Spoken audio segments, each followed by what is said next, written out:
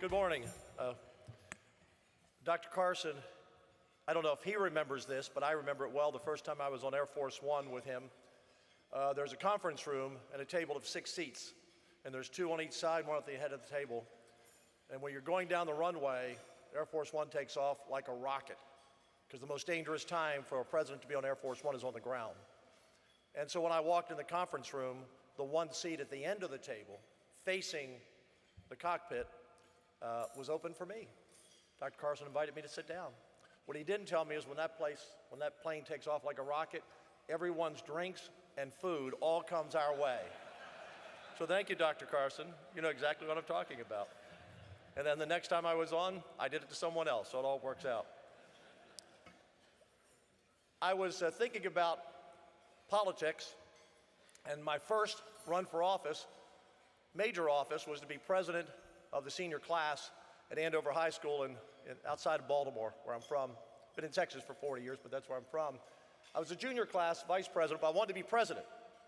So that year, I decided that I'd set up multiple voting locations. Only juniors were supposed to vote at the end of the year, but I said it was okay with freshmen and sophomores. I told those who were counting the votes it's okay. No voter ID was required. I set up a mail-in program for students who may be playing hooky or sick. Strangely enough, we had more mail-in ballots come in than we had students in the class. It was at that moment, as I look back, that I realized I was a Democrat. And my campaign was, and this is true, I used to have a big Motown band back in the 60s, about a 17-piece band, and so I promised I'd get the Temptations for our senior prom. Of course, I had no idea how I'd do that or pay for it, but I was elected. Overwhelmingly, mail-in ballots were important, and all of my 300 classmates, I said, well, you're gonna have to go out and get a summer job, work, pay for these tickets, and they said, wait a minute, you ran on it, you should provide those tickets free of charge to us. And I realized then all my classmates were Democrats. So it's been 38 years since, between jobs, and I ran for the Texas Senate back in 2006, and the office, as Phil said, of Lieutenant Governor is unique in Texas as the majority president and majority leader. The Lieutenant Governor, the office that I was able to win, we appoint all the chairs of the committee, all the members of the committees, which bills come to the floor. And so obviously it's a very important job that I take very seriously. And we make $600 a month, by the way, in Texas. We're the 8th largest economy in the world. We just passed a $20 billion budget. That's a 2-year budget, because our founders said, we don't want you there a lot and we don't want to pay you. So we're there every other year, although we have many special sessions. We'll be there through October of this year. Every senator, every House member makes $600 a month. I make $600 a month. They are truly public servants. We have a lot of turnover. We don't have term limits, but we have turnover because after about 6 years, Mama or Papa, we have a lot of women members now, say, hey, I thought this was a part-time job. You need to be home. And it's true. So we have tremendous turnover, probably 25 to 30% in the 150-member Texas House every year and 10 or 15% in the Texas Senate. So a lot of new people all the time coming in, and it's a privilege to be the Lieutenant Governor. I want to talk a little bit about leadership today, because what Dr. Carson talked about is really the fact that we need bold, conservative, principled, and for our money, Christian leaders in the battle that we are in for the soul of this nation right now. I want to give you some dates, just at random. 11/22/63, 4/4/68, 6/5/68, 5/4/70, 8/4/74, and August 30th, 75. Do you remember those dates? Do you know what happened? John F. Kennedy was assassinated. Martin Luther King was assassinated. Robert F. Kennedy was assassinated. I remember Martin Luther King's assassination, 4/4, it's my birthday. I remember RFK's assassination. It was the night before our prom, and as senior class president, I was to speak and didn't know really what to say that next day to the hundreds of parents who were there. It was something unimaginable. And the next date, Kent State, 4 students killed just a few years later. 4 years after that, Richard Nixon got on the helicopter and resigned from the White House. And then less than a year later, the fall of Saigon. From 1963 through 1975, this was a dark time in this nation. Our Constitution was at risk. Imagine today, if in a 10-year period, we had a president, his brother, civil rights leader, all assassinated in a period of years, and George Wallace, who was shot. I was on the way to do an interview with him. I was a young reporter at a radio station. He was in Laurel, Maryland. He got shot on the day before the Democrat primary. They won. The Democrats won the primary in Maryland that year. Imagine all of that happening now in a 10-year period today. So I say this to remind us we have been here before. We have been here before when we needed strong leaders. I always pray supernatural words, wisdom, and favor. And I was at a church one morning, and a lady from the choir came up and said, "You left something out." She said, "You didn't pray for courage." The Lord gives you favor. Just ask. The Lord gives you wisdom and knowledge. Read Proverbs. He'll give you the words if you'll listen. But are you willing to act on those words? And so I've always added courage since then. You see, we're at a time different from the 60s and the early 70s because we were more united as a nation. We did not have the anti-God, socialist, Marxist movement that we have today in this nation. And make no mistake, it's the anti-God against those of us who believe in God crowd. You know, you ask yourself, why is the left so angry? You would be angry if you had no hope beyond this life. We have peace because we know that we will be in heaven with our Lord and Savior. And so when I believe our many Christian members in the Senate and the Texas House, and myself, when we take a position and we get criticized for it, and believe me, we get criticized for it, I'd rather be voted out of office than voted out of heaven. It's a very simple equation. So, as I go through our policy initiatives, and we had a great session this session. You've already heard about the biggest property tax cut in the history of the world, $18 billion. We also gave retired teachers 75 and over a $7,500 check and the first cost of living allowance ever. I met 2 teachers a few weeks ago at the Capitol, both over 75. They said, "Governor, thank you. We're getting $15,000 this year. And we're going to save about $1,450 on Senator Betancourt's property tax bill." That's real life money. We as conservatives cannot shy away from doing the right thing, no matter the criticism. We will always be criticized because the devil is at work every day and we stand in his way. Make no mistake. It is a battle for our country. What kind of country do we have where we had to pass a law this session to stop men from playing girls' sports in college? That's just common sense. What kind of country where the University of Pennsylvania swim team said this week they had to stand next to the transgender swimmer and stand there as he was naked in the shower in front of those women? And what do the Democrats and what does the country do? What does the left woke society do? They say the women are at fault and they shouldn't ask for a special privilege. All they wanted was a curtain in the shower, and the university said no.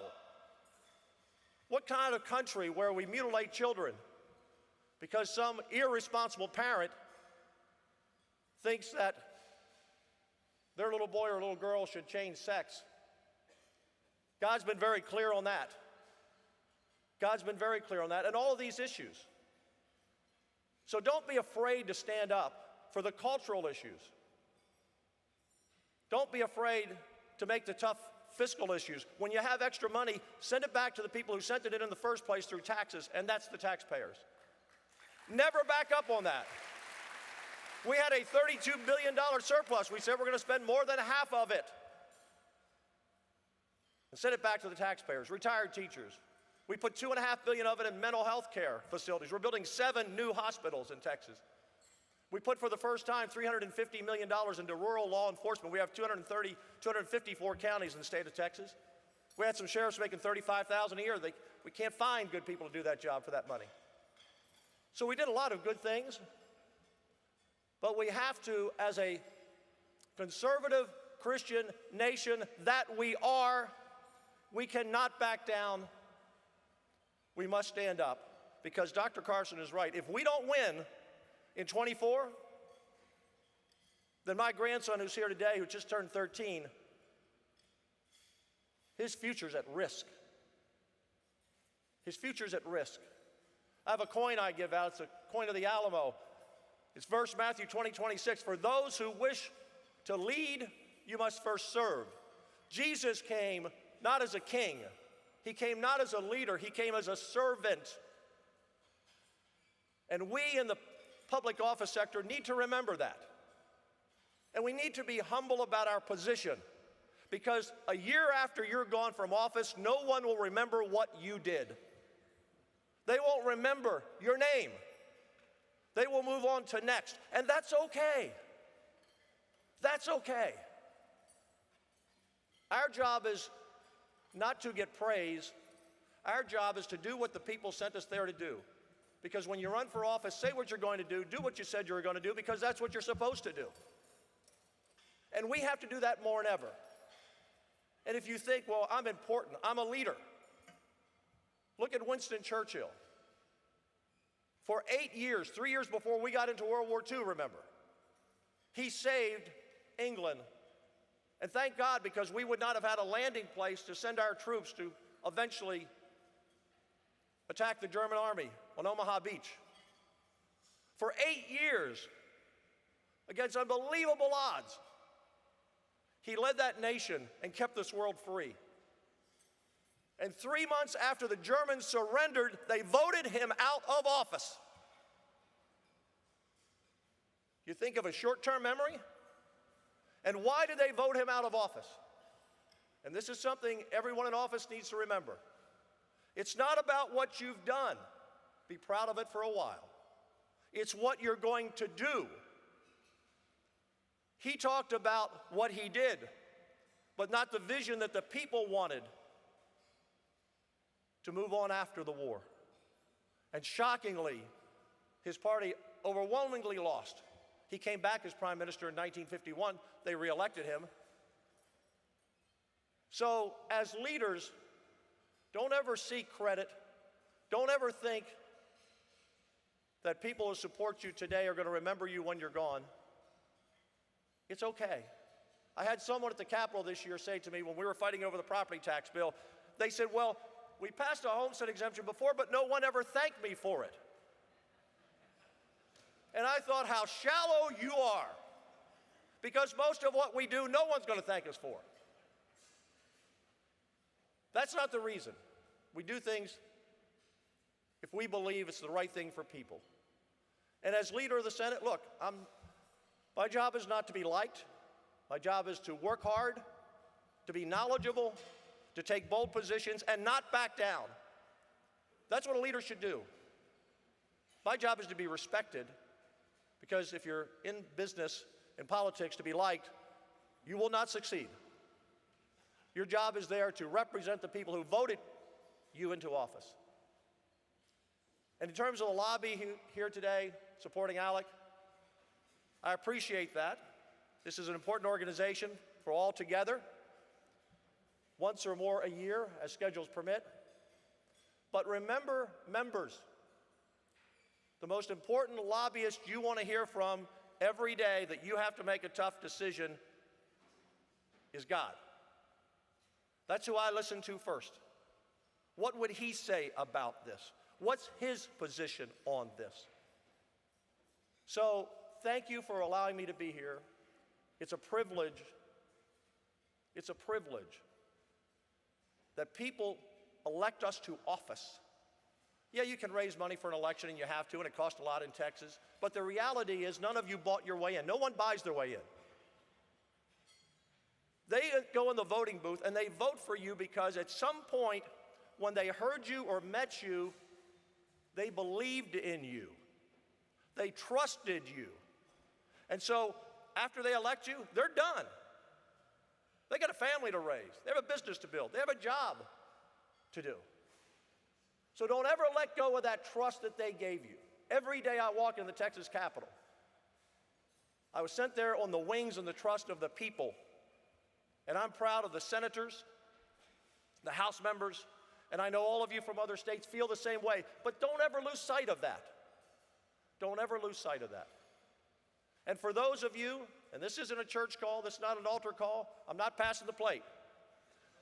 But if you don't know Jesus Christ, you're missing out on the most important voice and the most important friend and the most important mentor that you'll ever have. I bloomed late in life. I always went to church as a kid. I didn't know what it was to be born again. My wife's Catholic. I'm Baptist. We raised our kid Baptist. Both my kids went to Baylor. They got a degree in evangelical bingo calling, so they're set for either side. And I told my wife today before I left, we just celebrated our 48th anniversary, Dr. Carson, 48. And I said to her, Jan, I have 8 grandchildren, 2 kids. They've been very productive for 2 kids. I said, Jan, when we first moved to Texas, I was in television and radio. Moved from Washington, D.C., where I worked with some guy, I don't know what happened to his career, Al Roker. We worked at the same station. I don't think he was very good. I don't think he made it, because I don't watch NBC. Why would I have any idea of watching the Today Show? Al's a great guy, actually. But I said, Jan, when we moved to Texas in 1979, in your wildest dreams, did you ever think I would be the lieutenant governor of the state of Texas and be invited to go to Florida and speak to some of the most outstanding leaders in our country? And she said, honey, I don't want to burst your bubble, but in 48 years of marriage, you've not been in any of my wildest dreams. Thank you all, and God bless. Thank you all.